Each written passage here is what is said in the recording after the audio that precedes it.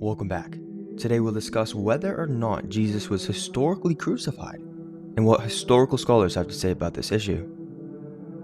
Why do we need to discuss this topic? Well, for starters, religious groups such as Islam believe in Jesus as a prophet, but their main sticking point is that Jesus was never crucified, therefore he never died for the sins of the world as the Gospels preach.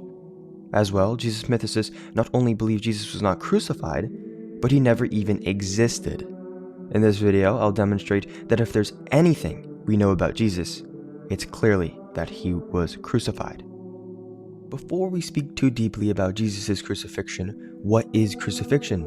Crucifixion was a practice in which a person who had committed some form of a high-level crime was to be nailed to a wooden beam until he eventually died. It was used somewhat by the Assyrians, but was especially practiced under the Persian Empire in the 5th and 4th century. Alexander the Great adopted this practice and spread it all throughout the Mediterranean countries such as Greece and Egypt. The Roman Empire started using crucifixion during the Punic Wars with Carthage and around the 2nd century as well. Crucifixion itself is meant to be a humiliating punishment. The Romans treated the crucified victims as a lesson to those whom would rebel against the Roman Empire. Why was Jesus crucified in the first place? And is it plausible? Matthew chapter 27 verse 37 records the reasoning of his crucifixion. And over his head they put the charge against him, which read, "This is Jesus, the King of the Jews." To claim to be king was considered a treason against the Roman emperor, so crucifixion for the charge of treason is plausible. Another interesting detail in the gospel accounts is that it was common to put the charge of the crucifixion above the victim on the cross, and the Gospels accounts rightfully do so. This further authenticates the account. The 1 Corinthians Creed was written by Paul, who originally had it handed on to him by the apostles or an early Jerusalem church community. The creed was written from the years 30 to 35 AD, according to historical scholars such as Bar Ehrman. The beginning of the creed goes as such: "For what I received I passed on to you as of first importance, that Christ died for our sins according to the Scriptures." The creed doesn't speak of exactly how Jesus died, but it is clear Jesus died. What makes this creed important is its dating. As mentioned before, this creed comes from 30 to 35 AD. Basically, we have a creed speaking of the death of Jesus coming from the same year, if not a couple years after his alleged crucifixion. Now compare this to other ancient writings, which are written decades, if not centuries, after a person exists. Moving on forward, we get to the 4 canonical Gospels. Mark's Gospel is the earliest to be written, and its crucifixion account is the most gruesome. Mark records Jesus even calling out at one point, "Eloi, Eloi, lama sabachthani." This phrase is Aramaic for my God, why have you forsaken me?" Historical scholars look at this phrase as most likely an early tradition, and probably tying back to Jesus himself due to the usage of the Aramaic, which was what he actually spoke. Based on this, accounts such as these during his crucifixion are most likely historical.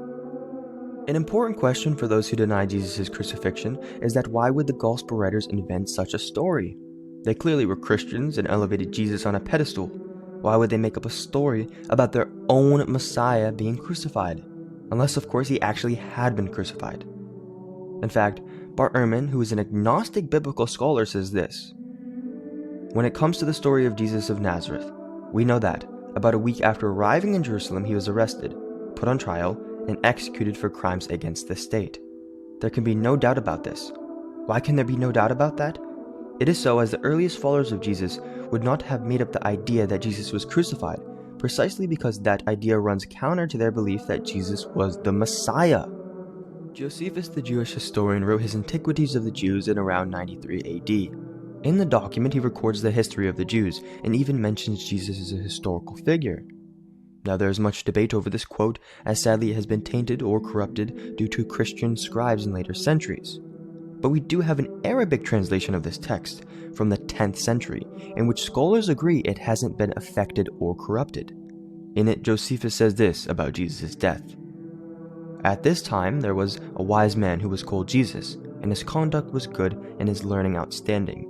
and many people from among the Jews and the other nations became his disciples. Pilate condemned him to be crucified and to die. Based on this cumulative case we have made, Jesus was killed and crucified. All the way from the start, we have people proclaiming his death, such as in the 1 Corinthians Creed, which comes from almost the same year as his alleged crucifixion. Furthermore, the early Christians had no reason to make up such a lie as to say their own Messiah was killed. It would be shameful for them to claim the Messiah was killed, unless of course he truly was. Finally, outside evidence from Josephus, who is a Jew and not a Christian, suggests Jesus' crucifixion as well. Bartman sums up this case when he says, "The crucifixion is the best attested event from the entire life of Jesus of Nazareth. And, as odd as this may seem, unlike the account of the triumphal entry, Jesus' crucifixion is not a story that his earliest followers would have later invented for themselves." Thank you for watching. If you enjoyed the video, please like and subscribe. I appreciate all the support. As always, God bless.